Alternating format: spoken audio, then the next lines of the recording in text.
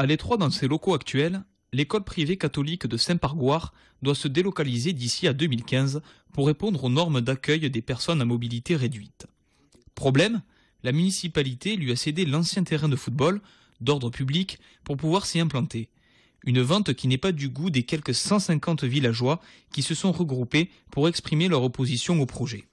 Si cette école privée venait à se construire, l'école publique voisine se verrait amputée de son unique parking. C'est une mise en concurrence déloyale.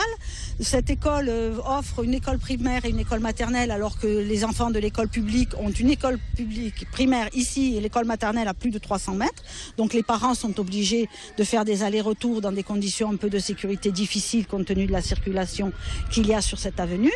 Et ensuite, le conseil municipal a décidé d'attribuer ce terrain à l'école privée moyennant une somme dérisoire par rapport au prix du terrain et que nous estimons être une subvention dissimulée à l'école privée. Nous ne sommes pas du tout contre l'école privée.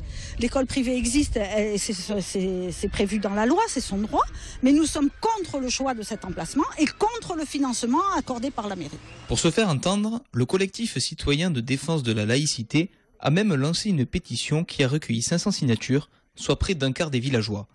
Mais la mairie, elle, de son côté, faute d'alternative, défend ce projet coûte que coûte, dont les travaux devraient débuter en février 2014. Je n'ai pas eu connaissance d'une pétition d'une telle importance. Et effectivement, un certain nombre de personnes se disent opposées à ce projet. Pour le moment, les riverains en tant que tels ne se sont pas prononcés à ma connaissance. Il y a eu plusieurs réunions. Les opposants, entre guillemets, ont été reçus par Madame le maire.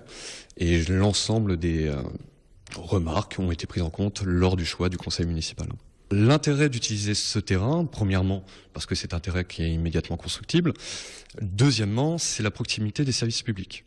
Ça veut dire que ça permettra de faciliter l'activité des services de la commune, et notamment le service enfants-jeunesse, en permettant le transfert des élèves entre la cantine et les différents établissements. Le collectif citoyen de défense de la laïcité de Saint-Pargoire s'est rassemblé à la préfecture de Montpellier ce mardi 25 juin et a été reçu par le préfet dans le but de faire avorter le projet.